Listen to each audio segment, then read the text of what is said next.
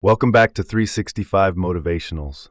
Today we're diving into a classic book that holds the keys to unlocking your true potential, Personal Power by William Walker Atkinson and Edward Beals.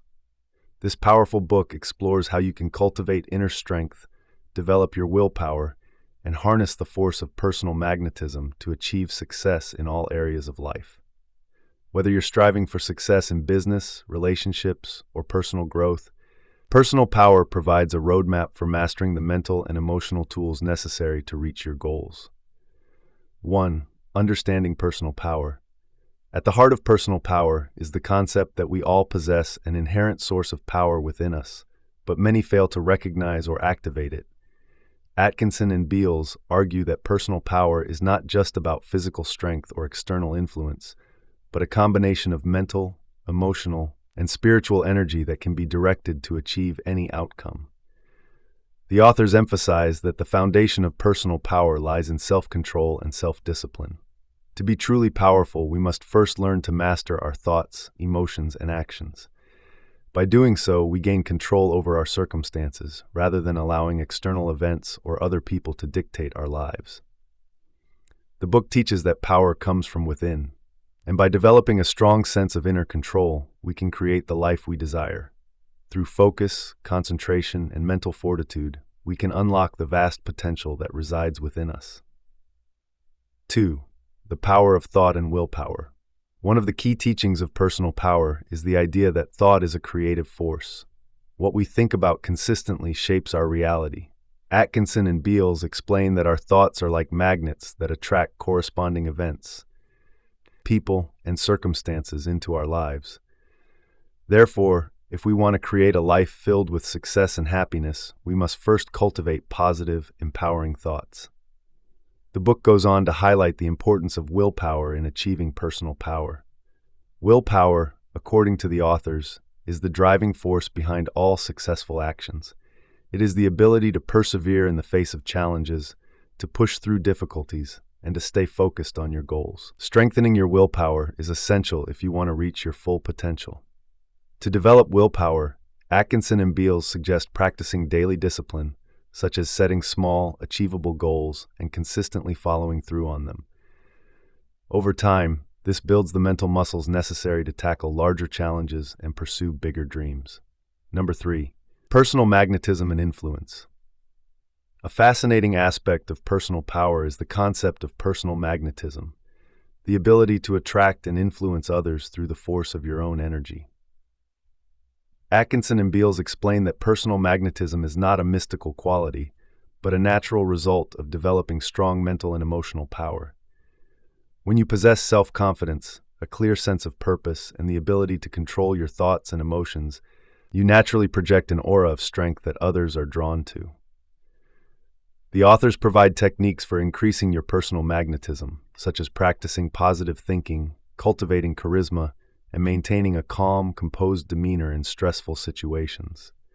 They also discuss how to use this magnetism to positively influence others, whether in your professional or personal life. Influence is a key component of personal power, and Atkinson and Beals argue that by mastering your own energy and intentions, you can inspire and lead others toward achieving common goals. 4. Building mental strength and emotional mastery. Another important aspect of personal power discussed in the book is the development of mental strength. Atkinson and Beals stress the importance of cultivating a resilient mindset that can withstand setbacks and challenges. They explain that life is full of obstacles, but it is our ability to remain focused and determined that ultimately determines our success. The authors provide practical exercises for building mental strength, such as visualization techniques, affirmations, and practices for quieting the mind. By training your mind to stay focused on your goals and maintaining a positive outlook, you can overcome any challenge that comes your way. In addition to mental strength, emotional mastery is crucial for achieving personal power. Atkinson and Beals emphasize that emotions are powerful forces that can either propel us forward or hold us back. By learning to control your emotions, particularly fear, doubt, and anger, you gain the ability to make clear, rational decisions that lead to success. The book encourages readers to practice emotional regulation techniques such as deep breathing, meditation, and reframing negative thoughts. By mastering your emotions, you can stay calm and focused, even in the most challenging situations. 5. Taking action and achieving success. Ultimately, personal power is about taking action. Atkinson and Beals argue that all the personal power in the world is useless if you don't use it to pursue your goals. The authors encourage readers to take bold, decisive action toward their dreams, rather than waiting for the perfect moment or circumstances. They remind us that success is not achieved through passive wishful thinking, but through determined effort. By consistently applying the principles of personal power, thought control, willpower, personal magnetism, and emotional mastery, you can overcome any obstacle and achieve your desired outcomes. Atkinson and Beals leave readers with a powerful message: you are the master of your own destiny. Through the conscious use of your personal power, you have the ability to create the life you want.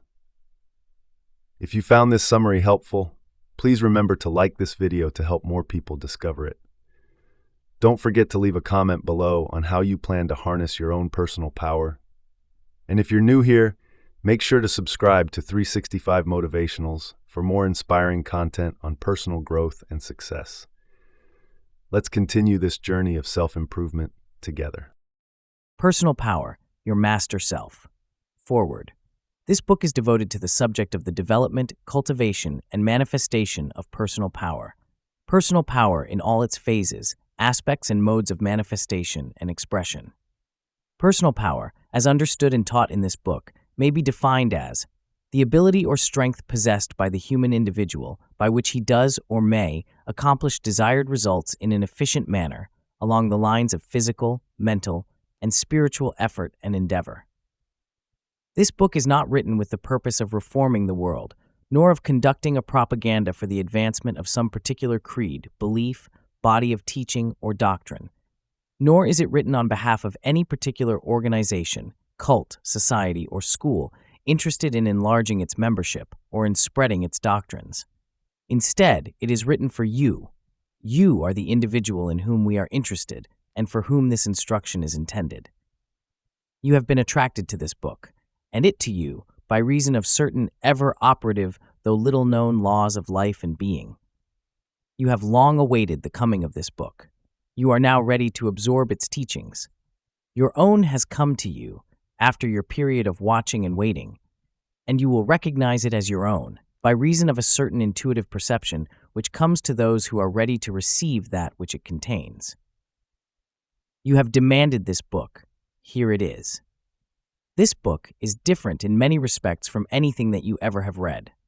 A careful and earnest study of the truths presented in it will work a marked change in you, though you may not fully realize it at this time. You will never be exactly the same after its reading. It will have left its indelible impress upon you.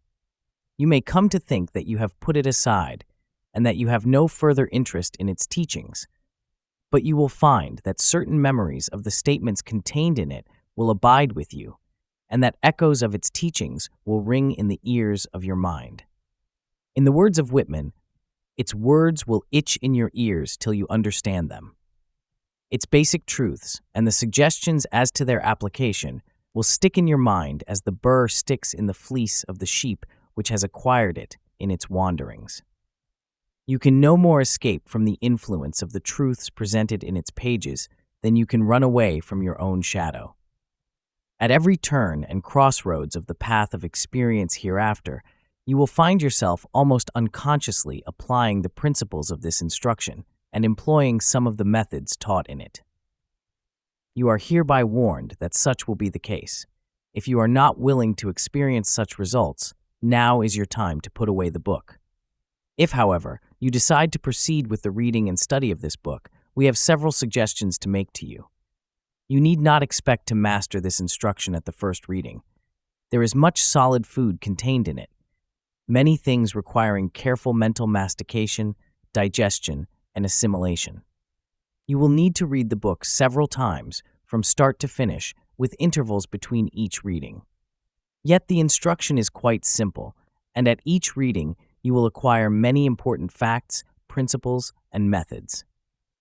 The proper way in which to read this book for the purpose of study, in which to extract from its pages that which is condensed in them, is to start by reading it carefully, from beginning to end, but without trying to memorize any particular portion or to impress any particular detail upon your mind. Then lay it aside for a short time while you think over its teachings in a general way. In this mental rumination, try to classify the several most important topics and divisions of the general subject, but without direct reference to the book itself. Having done this, take up the book again, and this time carefully absorb each and every phase and feature of its instruction. Take your time in thus rereading and restudying it. You will find something new in this book each and every time you take it up, no matter how many times you have previously gone over it. Finally, you are not asked to accept as true the instruction contained in this book merely because we have asserted it to be true. You have at your disposal the means of testing and proving the truth of our assertions, the test of actual application, experiment, and experience. If you will earnestly and persistently put into practice the principles and methods set forth in it, you will find yourself actually manifesting and demonstrating the results logically flowing from them. All that you are asked to do is to accept at least tentatively, as a working hypothesis, the general principles announced in this book, and to adopt as a working plan the methods it presents to you. Reserve for yourself the right to accept or to reject either principles or methods or both, after you have subjected them to an earnest, faithful, diligent, and persistent trial in actual life and work. If you will do this, you will, in all probability, need no further argument to convince you of the truth of the underlying principles of this instruction and of the efficacy of the methods suggested in it. Here is the prophecy. If you will recognize, by means of your intellect, the fundamental principles of personal power, and will realize them in your feeling, then will you be able to manifest and demonstrate them in your everyday life and work by means of the methods herein indicated, or by similar methods devised by yourself but based upon the same general principles. The principles are basic and fundamental. The methods are designed merely to enable you to apply effectively the principles. You are at liberty to adapt or to modify the latter to suit your own individual requirements. If you attain the first two of the above stages, then assuredly you will attain the third stage, the stage of manifestation. These first two stages may be attained by any person of average intelligence, provided that he will faithfully and earnestly apply himself or herself to the task. You are hereby challenged to test the truth of this prophecy by such a trial and experiment. But that trial and experiment must be made in good faith, in an earnest, serious spirit, and must be pursued with diligence, persistence, and insistence. Your master self. The active agent of all of your conscious experience is, of course, yourself. The center of your conscious experience is that you element of your being, that self-conscious something or somewhat, the actual existence and presence of which you assert when you say, I am I. This I am I element of yourself is the one fact of your existence of which you are always absolutely certain and concerning which you can never compel yourself to entertain any doubt. Every time you say or think I, you assert the existence of yourself and its presence in consciousness. No power of argument, no weight of evidence, no sophistry, no casuistry, no fallacy can ever really convince you that your I does not exist, nor that it is not present in being at that moment of consciousness. You cannot truthfully assert, I am not in existence here and now, for even when you attempt to make such a denial and negation, you are conscious that it is the I itself, making the attempt and uttering the statement. Thus, even your very attempt at denial and negation is transmuted into an affirmation and assertion of your self-existence and of the presence of yourself at that particular time and place. This conscious certainty of the existence and presence of the I is the axiomatic basis of all philosophy. It is the one indisputable, incontrovertible, irrefragable fact of your thought and consciousness, the one fact that cannot be gainsaid, denied, refuted, or overthrown. It is the one point concerning which you can feel absolutely sure and certain. Even the most acute metaphysical or philosophical argument will fail to shake your belief in your own existence and your presence in being. you are always able to declare in the face of all arguments, I am I. You may doubt the evidence of your senses, but you can never doubt this consciousness of your own existence as a conscious being. Here, at least, you feel that you are standing on the solid rock of certainty. Your uncertainties begin only when you start to ask yourself, what and why am I? And what else really I is? But both of these questions imply your assurance that you, yourself, are present in existence at that time and place. When you say now, you mean the particular period of time or duration which you are then experiencing. When you say here, you mean the particular position in space or extension which you are then experiencing. You must always say and think, I am I, here and now. But the here and now are relative to yourself and have no other meaning to you. If you think that we are here, making much ado about nothing, and that we are telling you something which everyone knows without being told, we will answer you by saying that upon this very point, philosophers and metaphysicians have earnestly disputed from the beginning of human thought. This, because they realized that this one point, if absolutely established, furnished man with his one solid rock of reasoning, his one certain point from which he might chart and diagram his world of experience. That they have reported, as they have been compelled to report, its certainty and essential reality is an indication of its ultimate truth. For they have made every attempt to undermine or to surmount it. They saw the folly of merely taking it for granted. They knew that too many things which men took for granted are illusions or delusions, the flatness of the earth or the stationary position of the earth, for instance. Moreover, those great minds which for thousands of years have been investigating the subject of personal power long since discovered the fact that before one can hope to exercise any phase of personal power, he must first arrive at a clear, distinct, and fundamental your master self. The active agent of all of your conscious experience is, of course, yourself. The center of your conscious experience is that you element of your being, that self-conscious something or somewhat, the actual existence and presence of which you assert when you say, I am I. This I am I element of yourself is the one fact of your existence of which you are always absolutely certain and concerning which you can never compel yourself to entertain any doubt. Every time you say or think, I, you assert the existence of yourself and its presence in consciousness. No power of argument, no weight of evidence, no sophistry, no casuistry, no fallacy can ever really convince you that your I does not exist, nor that it is not present in being at that moment of consciousness. You cannot truthfully assert, I am not in existence, here and now. For even when you attempt to make such a denial and negation, you are conscious that it is the I itself, making the attempt and uttering the statement. Thus, even your very attempt at denial and negation is transmuted into an affirmation and assertion of your self-existence and of the presence of yourself at that particular time and place. This conscious certainty of the existence and presence of the I is the axiomatic basis of all philosophy. It is the one indisputable, incontrovertible, irrefragable fact of your thought and consciousness, the one fact that cannot be gainsaid, denied, refuted, or overthrown. It is the one point concerning which you can feel absolutely sure and certain. Even the most acute metaphysical or philosophical argument will fail to shake your belief in your own existence and your presence in being. You are always able to declare in the face of all arguments, I am I. You may doubt the evidence of your senses, but you can never doubt this consciousness of your own existence as a conscious being. Here, at least, you feel that you are standing on the solid rock of certainty. Your uncertainties begin only when you start to ask yourself, what and why am I, and what else really I is?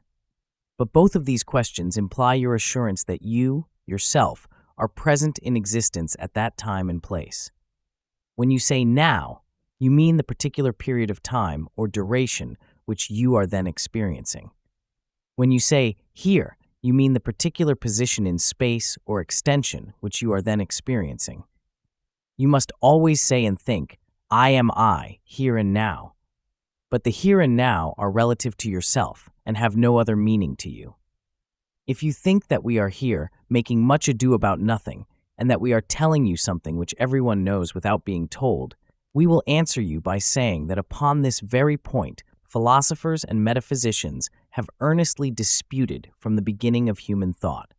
This, because they realize that this one point, if absolutely established, furnished man with his one solid rock of reasoning, his one certain point from which he might chart and diagram his world of experience. That they have reported, as they have been compelled to report, its certainty and essential reality is an indication of its ultimate truth. For they have made every attempt to undermine or to surmount it. They saw the folly of merely taking it for granted. They knew that too many things which men took for granted are illusions or delusions, the flatness of the earth or the stationary position of the earth, for instance. Moreover, those great minds which for thousands of years have been investigating the subject of personal power long since discovered the fact that before one can hope to exercise any phase of personal power, he must first arrive at a clear, distinct, and fundamental consciousness of himself, his I am I, as a reality transcending all of his mental and physical instruments, and that upon the degree of his actual consciousness of the independent existence of this I am I center of his being depends the degree of his ability to manifest personal power. So you see, we are not wasting your and our time in telling you something not needing telling. Instead, we are endeavoring to awaken in you the actual and vivid conscious perception of a fundamental truth, without which you cannot hope to manifest or demonstrate personal power. Omitting this basic and fundamental instruction, there would be no reason for presenting the rest of the subject to you. This ego self, I, or I am I, which stands at the center of your conscious experience, and which is the real seer, doer, feeler, thinker, willer, and actor in your life journey, is the master self, the king on the throne of your personal being. To omit reference to it here would be like omitting the character of Hamlet from the play of that name. Before you can hope to manifest and demonstrate personal power, you must become consciously aware of that something or somewhat which employs and manifests that power. Personal power might be present in abundance, but unless there were also something present able to employ and use it, there would be no manifestation or demonstration possible. You are that something. You must become consciously aware of your essential and fundamental self before you will be able to employ the instruments at your hand. You must recognize your sovereignty before you may mount your throne and rule your kingdom. We wish, however, to state emphatically at this point that in our consideration of the master self, the ego or I, which asserts I am I, we shall confine ourselves entirely to the reports of consciousness concerning its presence and existence, its nature and character. We shall point out to you just how you may discover its presence at the center of your being, and how you may awaken its latent powers and possibilities so that they may be applied effectively as personal power. We shall avoid entirely the advocacy of any particular one of the many various metaphysical, philosophical, or theological speculations or dogmas concerning its nature, character, source or origin, or its destiny. We prefer to leave these subjects in the hands of those who specialize upon them. We have no desire to invade their special fields of thought, conjecture, or speculation. We prefer to base our thought upon the fundamental report of self-consciousness, that inevitable, invariable, and infallible report made by self-consciousness whenever it is awakened. For the purpose of our consideration of the master self in this book, and that of the instruction to be based upon this, it is sufficient to assert merely, 1. That there exists in you a master self, ego, I, or I am I entity, to which all your personal faculties, powers, and activities are subordinate. 2. That this master self, whatever else it may be or may not be, must be regarded as a focalized center of presence and power, manifested and expressed by the ultimate presence power in its manifestation and expression in the cosmos. These two general postulates are supported by all human thought on the subject, and in one form or the other are accepted by all phases of philosophical, metaphysical, or theological thought, though variously interpreted and explained. Moreover, actual human experience is in agreement with them. We shall present the general argument to you as we proceed, showing you how firmly based and grounded they are in human thought and experience. But, even so, You are not asked to accept them as truth until your own reason and experience so report them to you. Let us begin, then, with the consideration of the first of the above stated postulates, viz., there exists in you a master self, ego, I, or I am I entity, to which all of your personal faculties, powers, and activities are subordinate. The argument and proof of this proposition is to be drawn entirely from your own conscious experience, and not from any philosophical, metaphysical, or theological theories or dogmas whatsoever. Self-analysis will furnish you with the proof. That proof, once so obtained, will be far more satisfying than the mere say-so or thus saith of others.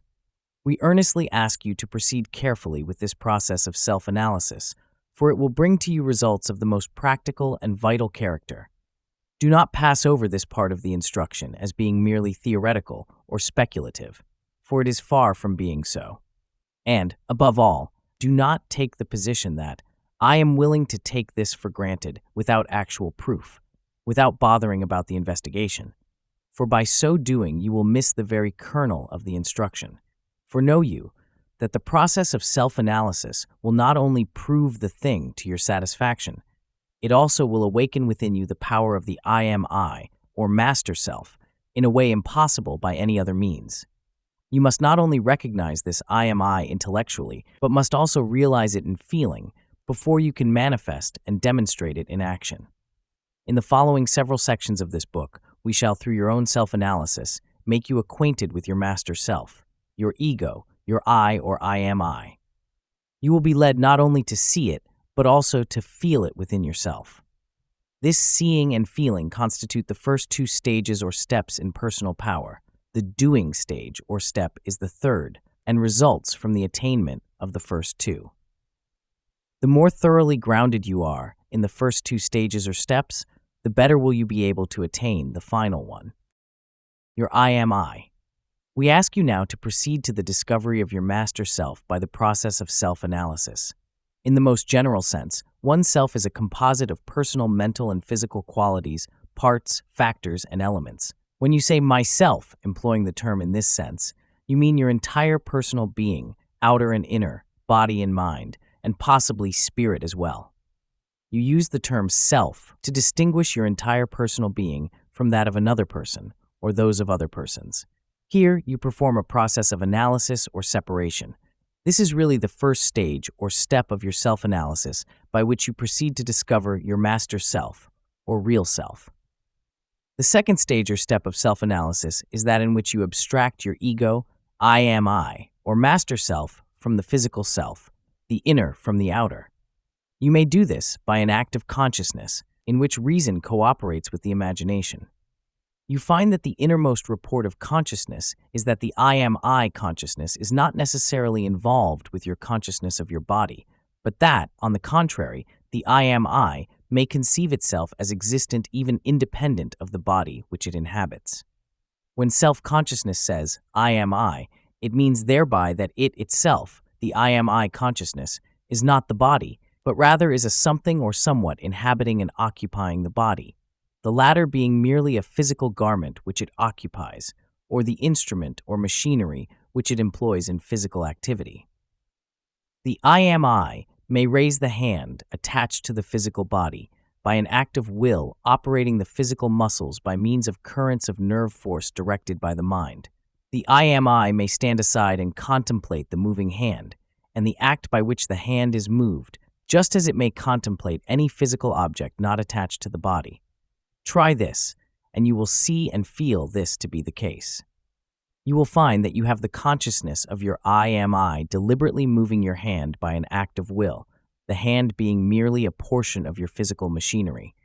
Move your hand up and down, then sidewise, until the full conception and consciousness of your true relation to it is fully grasped by you. You will discover, by similar experiments, that you may likewise move any and every part of your physical body, even the whole body itself. Gradually, there will dawn upon you the recognition and realization that your body and each and every part or portion of it is but a fine piece of physical machinery, the movements of which you control by your will and mind. You will then, perhaps for the first time, realize that your body is merely your physical machinery, any part of which, or the whole of which, the I am I may use, employ, control, direct, or set in motion, or render motionless, when it has learned the control of the nerves and muscles attached to and regulating the movement of the several parts of the body. It is true that the involuntary nervous system has taken over to a great degree certain movements of the physical body, particularly those movements and processes having to do with the internal organs. But science informs you that all of the involuntary muscles were originally voluntary organs or tissues, and that they have been gradually transformed to the involuntary and subconscious field of activities, the change being made in the interest of vital economy, i.e., that the self may have time in which to attend more closely to its voluntary physical activities. For that matter, most of your important voluntary muscular movements you have had to learn by practice and experiment, as for instance, the movements of walking, using your knife and fork, writing, dressing yourself, etc. Furthermore, it is known that the Hatha yogis of India and others who have experimented along these lines have regained the control of the involuntary muscles and may start and stop their action or reverse the same at will. This being true not only of the muscles of the organs of digestion, assimilation, and elimination, but even of the heart itself.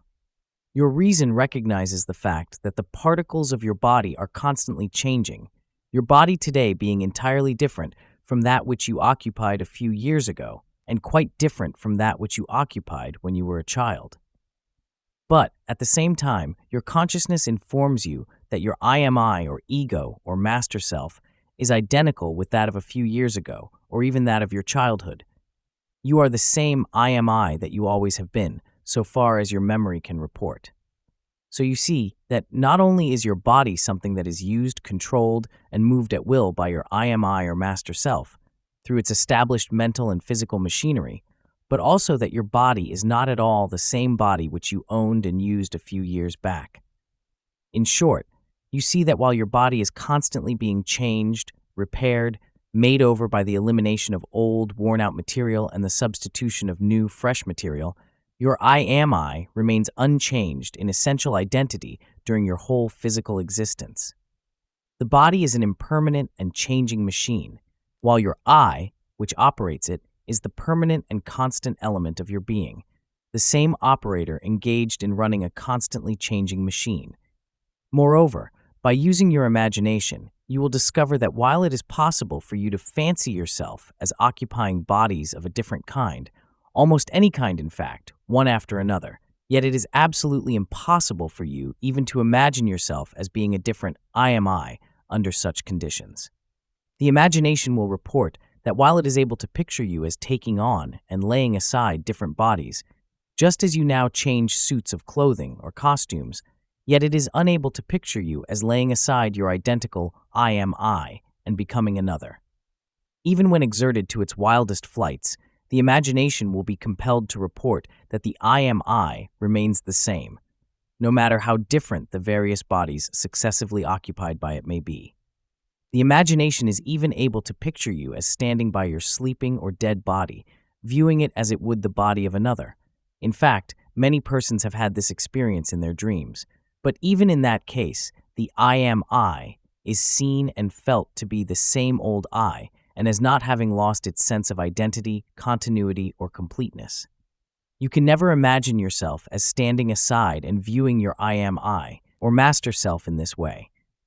For when you try it, you will find either that, 1, there is nothing to look at the I am I, or else, 2, that the I am I has nothing at which to look.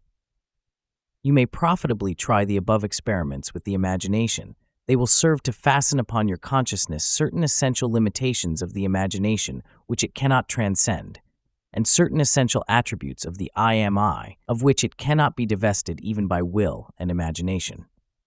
You will thereby gain a vivid experience of certain fundamental facts of your mental being which have heretofore been unknown to you. The lesson taught in this second stage of self-analysis is this: that the physical body, in its parts and in its totality, is not your I am I, or master self, but is merely something belonging to and used by you in your task of expression and physical manifestation. Whatever else your I am I, or master self may be, or may not be, it certainly is not your physical body, in its parts or in its totality. If you wish corroborative proof, you have but to inquire of persons who have lost their arms or legs or other important parts of their body. They will invariably inform you that their I consciousness, their consciousness of self, is not in the least affected or diminished by the loss of portions of their body. They will tell you that the same old I is present, feeling as complete as ever, and not being conscious of any loss of real selfhood. More than this, authoritative medical annals inform you that in cases of paralysis extending over the greater portion of the body, the I am I consciousness is still intact and undiminished. The report always is, I am still here, I am I, just as much as I ever was. We ask that you master this first step of self-analysis, at least to the extent that you actually feel in consciousness that there is a something or somewhat which owns, occupies, and uses your physical body as an instrument of expression, a machine for producing physical activity, but which in itself is superior to and master of that instrument or machine, and that something or somewhat is you yourself. Do not rest content with merely acquiescing in the statement by reason of your seeing it intellectually. Seek to feel it as a fact of actual consciousness, for thereby you gain an important step in the unfoldment of personal power. Do not hesitate to call to your aid your imagination as well as your intellect, for both of these are valid instruments of your mental mechanism, each performing its own offices for you. Do not say, I can imagine anything, for really you cannot. The above experiments will show you that the imagination, as well as the intellect, has its limits and boundaries, beyond which it may not proceed. Do not pass this by as mere fancy or as unimportant. It is quite important and has a distinct and particular part to play in the instruction which we are offering you in this book. We are seeking to have you see and feel that you are something or somewhat far more fundamental, essential, and real than you have ever imagined yourself to be. You may possibly think that now, having shown you that the I am I or master self is not the physical body, we are about to tell you that therefore it must be the mind. If so, you now look forward to the usual talk upon the subject of all is mind, of which you have heard so much, possibly too much. But you are mistaken if you suppose this. You will be required to disentangle yourself from your mind stuff, as you have from your body stuff, before you are conscious of the full, clear, brilliant light of the I am I, or master self. You are like the fly which is endeavoring to disentangle itself from the sticky fly paper in which it was caught. You have now released yourself from the body of the paper, but your legs and wings are still full of the sticky stuff. You must now proceed, like that fly, slowly and carefully, to free yourself of the foreign materials which keep you from using your wings and legs in perfect freedom and under perfect control. The third stage of your self-analysis is that in which you abstract your I am I, or master self, from that part of your mental nature which you call your emotional nature, i.e., your various feelings, emotions, agreeable or disagreeable mental states, and your desires. Remember, however, that you are not to be asked actually to discard this important part of your nature, any more than you are expected actually to discard your very useful physical body. On the contrary, you will be expected to employ still more efficiently both physical body and emotional nature, once that you have discovered that they are but your instruments and machinery, physical and mental, rather than being essential and inseparable elements of the I am I, or master self. You are being asked to learn how to use as a master these instruments and that machinery instead of being used by them as their slave. But to be the master, you must first discover that you are superior to and essentially independent of these useful instruments and pieces of machinery. When you have learned this, then you may use these things as they should be used, by you as the master, not as the slave. First learn to know, then proceed to use. You proceed to the attainment of the third stage of your self-analysis by 3 steps, viz. 1. The discovery that your emotional states are temporary, impermanent, and changing. 2. The discovery that your emotional states may be observed, considered, examined, analyzed, and controlled by the I am I, or master self. and that in such processes they are able to be set aside as objects to which the attention of the I am I or master self is being directed, the latter always remaining as the subject which is conducting the examination. And 3. That after you have mentally abstracted or set aside all of your emotional states, there is still a something or somewhat left unchanged, unimpaired, constant, and permanent, which cannot be set aside as an object of attention, the I am I or master self. The first of the 3 above-mentioned steps is quite easy of accomplishment. You have already discovered that your emotional states are impermanent and changeable.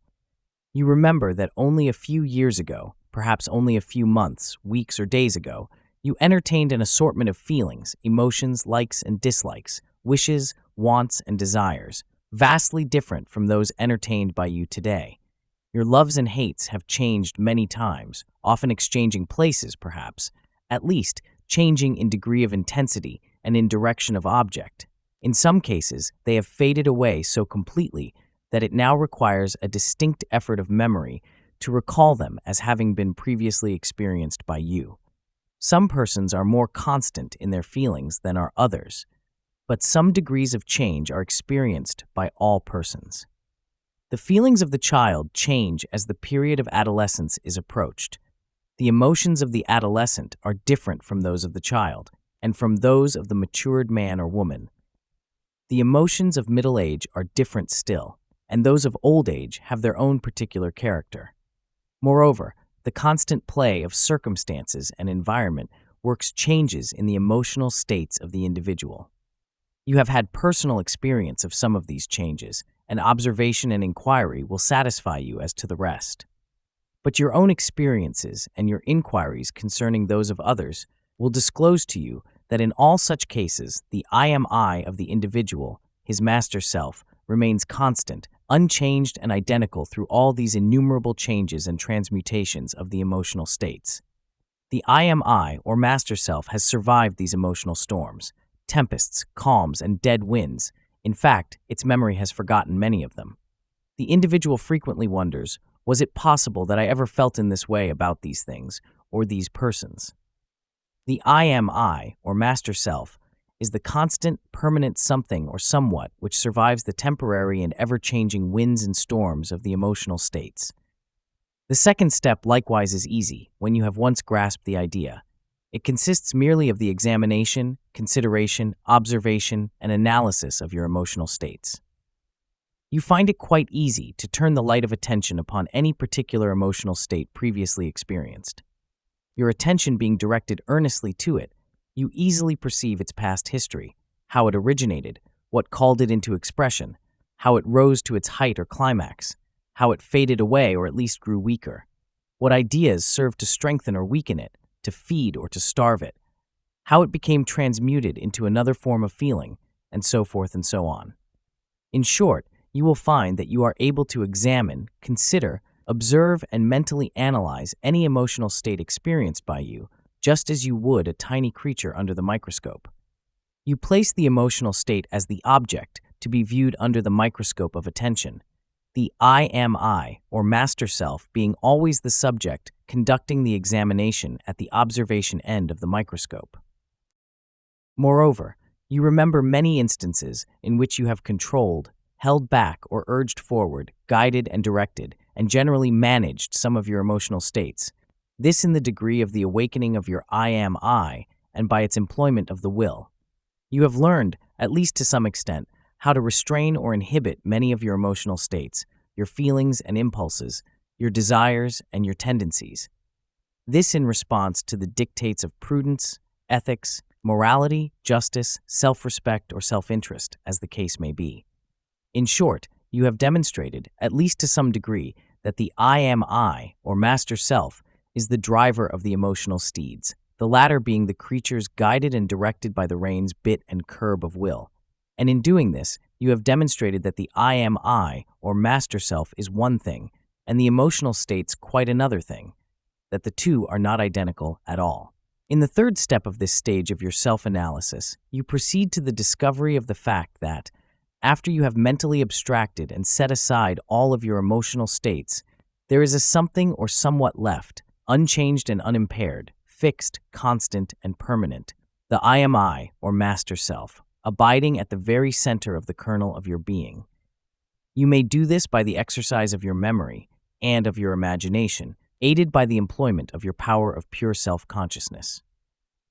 You will see that just as in the past your emotional states have changed or been transmuted, leaving the I am I, or master self, present in constant, unchanged, and unaltered fullness of being, so may you now at the present time mentally picture your I am I, or master self, experiencing several entirely different sets or assortments of emotional states, feelings, desires, etc., and yet ever remaining the same I am I, or master self, in spite of the changes. You may imagine yourself as playing many different parts and characters in the drama of life, yet always remaining the same, identical I am I, or master self, abiding behind the mask and under the distinguishing emotional garments fitted to the role being played. Moreover, you may mentally picture yourself as having no emotional feelings at all, at any given time, providing that the objects and ideas originally calling forth your emotional states have been wiped out of conscious or subconscious existence in your memory. But even in such an extreme case, you will be fully convinced that your I am I, or master self, would remain the same constant, identical something or somewhat that it is now and always has been. The lesson taught in this third stage of self-analysis is this: that the emotional nature, in all of its stages, forms, aspects, modes, and manifestations, is not the I am I, or master self, but instead merely something belonging to that essential and permanent entity. Whatever else your I am I, or master self, may be or may not be, it certainly is not your emotional nature in its parts or in its totality. The fourth stage of self-analysis is that in which you abstract the I am I, or master self, from your thinking states. Your thinking states are composed of thoughts of various degrees of complexity, ranging from the simplest perception arising from sensation or sense report of any kind, to the higher combinations of thought which we call concepts, ideas, beliefs, judgments, conclusions, etc. By carefully examining your thinking states, you will discover they are a condition which closely resembles that associated with your feeling states. That is to say, you will find your thinking states to be 1. Impermanent and changing, 2. Capable of examination, observation, experiment, analysis, control, and direction, thus being capable of being set aside as objects of the attention directed by the I am I, or master self, the latter being the subject exercising the power of attention, and 3. That after you have mentally set aside and examined all of these thinking states or thoughts, there is a something or somewhat left constant, unchanged, unimpaired, and permanent, the I am I, or master self, which remains identical throughout all the processes of thought and thinking, transcending them all.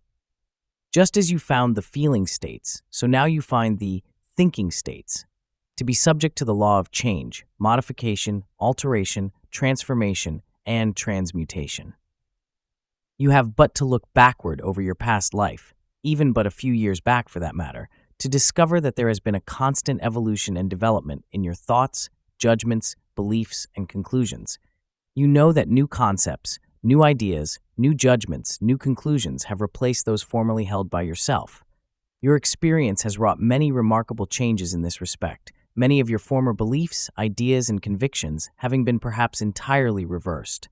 Moreover, you know that impaired health, old age, overwork, fatigue, or other physical causes have operated to alter, modify, and determine your ideas, opinions, beliefs, and convictions, and to alter and affect your powers of memory, reasoning, and constructive imagination. Again, your experience has taught you that environment and changed conditions have tended to modify greatly your thoughts, ideals, and beliefs, as well as your feelings.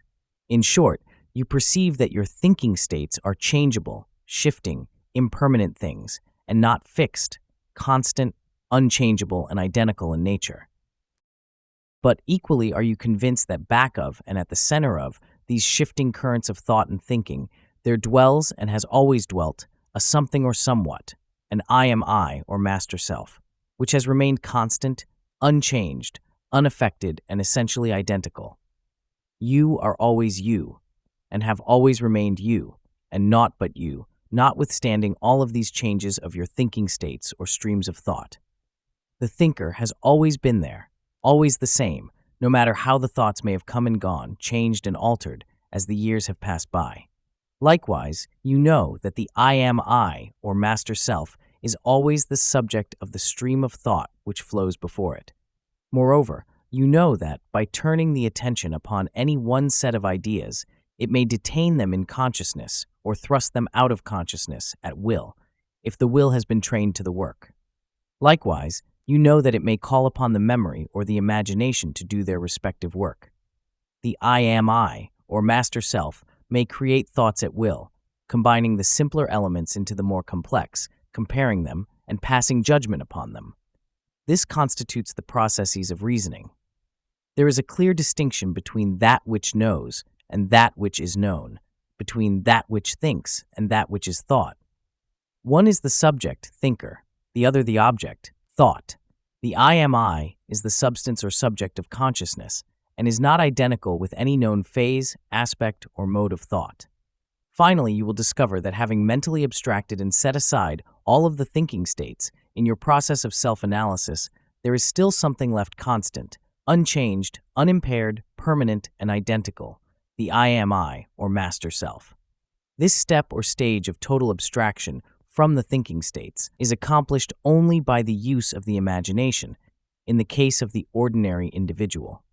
There are found, it is true, certain individuals, some of the Oriental ascetics and mystics, for instance, who have deliberately trained their minds so as to obtain a state of absolute quietude and freedom from the influence of the stream of thought.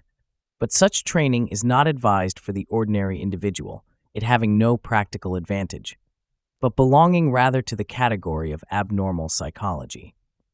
There is no advantage to be gained by reaching the stage in which you think of nothing, although it is worthy of note that such mental states may be produced by those who are willing to undergo certain rigid and strenuous training of the power of attention. By the use of the imagination, however, you may easily picture yourself as immune to the impressions from the outside world, as in the case of one whose sense organs are inactive, and as having shut off or inhibited the reports of memory. Were your sense impressions temporarily inhibited, then you would have no new raw material of thought.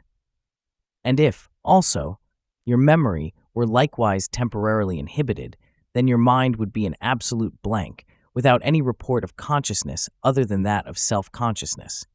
But, even so, there would still be the report of self-consciousness, the report of your own existence, here and now, of that you could not divest yourself while you were conscious at all.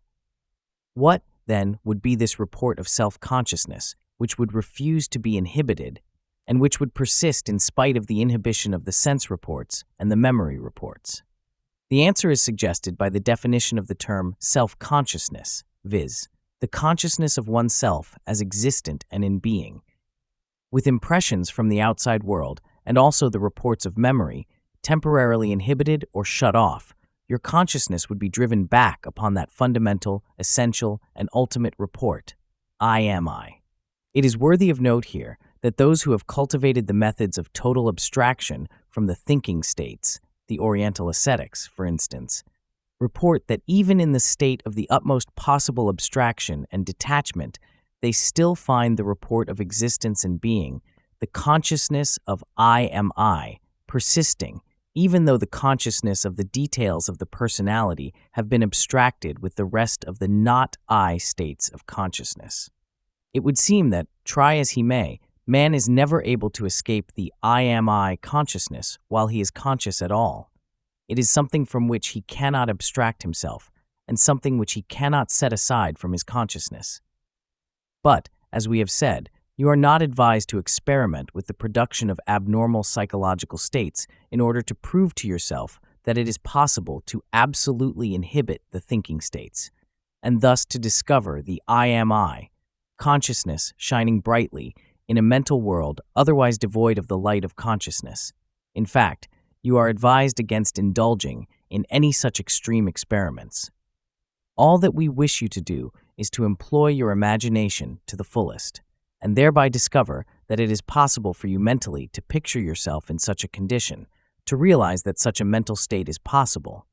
This is sufficient for the purpose before you in this instruction. We wish you to realize fully that there exists at the center of your being, at the center of your thinking states, as well as of your feeling states, a something or somewhat which inevitably, invariably, and infallibly reports, "I am I," so long as there is even the faintest glow of consciousness manifested. This something or somewhat which reports "I am I" is that master self which is your real self, you, in yourself, of yourself, and by yourself. This "I am I" or master self is the permanent subject of your thinking processes and activities, and yet is superior to them and capable of rising above them. The thinking states rise and fall, appear and disappear, to be succeeded by others manifesting the same process of appearance, expression, and disappearance. But the "I am I" or master self remains constant, permanent, and abiding throughout all of these processes of thought. The stream of thought may flow past, ever changing, ever passing, ever becoming, never the same for even 2 consecutive moments, but the thinker on the banks of the stream remains ever the same identical "I am I" or master self, not a procession of I's, nor a series of changing I's, but ever the same identical I, constant, unchanged, unimpaired. The lesson taught in this 4th stage of self-analysis is this: that the thinking states, in all of their stages, forms, aspects, modes, or manifestations of their activities and processes, are not you, the "I am I" or master self, but are merely something belonging to and used by you. Whatever else your master self may be or may not be, it certainly is not your thinking states, in their parts or in their totality. The 5th stage of your self-analysis is that in which you abstract your "I am I" or master self from that part of your mental being which is indicated by the term will, i.e., the power by means of which you perform actions, mental or physical. Will is always concerned with action, mental or physical. The will process is complete only when it manifests in action along mental or physical lines. Will is called into manifestation by desire, which in turn arises from feeling or emotion. It always goes out in the direction of an idea which has aroused the feeling, emotion, or desire. Desire is the connecting link between feeling and will. That which we call the will is far nearer to the "I am I" or master self than are the feeling states or the thinking states. It lies closer than either to you. It has an intimate character, so intimate that it is almost impossible to divest yourself of it even in imagination. It is the body of the kernel of self, the germ of which is your "I am I" or master self. Bigelow says, sensations originate outside of and inside of the body, emotions originate inside of the body, but the will is deeper than either, and they are both objective to it. We cannot classify it with anything else. We cannot modify it by anything else. It, itself, modifies everything within its scope. Will is the assertion of a form of consciousness from the center outward. When it is opposed by another form of consciousness from the circumference inward, we recognize a hindrance to the free action of the will. Barrett says, "We know little about the will. We know that we have wills, and that we will. We are conscious that willing is not thinking or imagining. Most of us know little more." Some philosophers and metaphysicians have held that will is so intimately and closely bound up with the "I am I" or master self that it is impossible to disentangle them. But practical psychology has discovered that even will, like feeling and thinking, is capable of being abstracted and set apart from the "I am I" or master self, there to be examined, analyzed, and subjected to experiments. Thus, it is discovered 1. That will is impermanent and changing in its manifestations and processes. 2. That its processes may be set apart as objects, to be examined, observed, analyzed, and subjected to experiment by the subject "I am I" or master self. 3. That you can conceive the "I am I" or master self as existing unchanged, unimpaired, and undisturbed in its totality, identical and constant, even when the will states have been abstracted from it. These processes may be performed with the will states as truly as with the feeling states. You know from experience that there are different degrees of will manifested by you at different times, that your will states vary at different times, that they change, are modified, are affected by changing feelings and emotions and changing ideas. You know from experience that by deliberately increasing the force of your emotional feeling, you can fan the fire of emotion so as to increase the supply and power of the steam of will. You know from experience that by deliberately directing and holding the attention upon certain ideas or objects, you can cause the will to move towards such ideas or objects. You know from experience that you may deliberately and systematically develop, train, and cultivate willpower so as to increase enormously its effectiveness. This willer, this director and master of will, can be nothing else but the I am I, or master self. There is nothing else to be the willer, and nothing else which can control and direct the will, that great mover of the other mental states and conditions. The lesson taught in this fifth stage of self-analysis is this, that the will, in all of its stages, forms, aspects, modes, or manifestations of its activities and processes, is not you, yourself, but is merely something belonging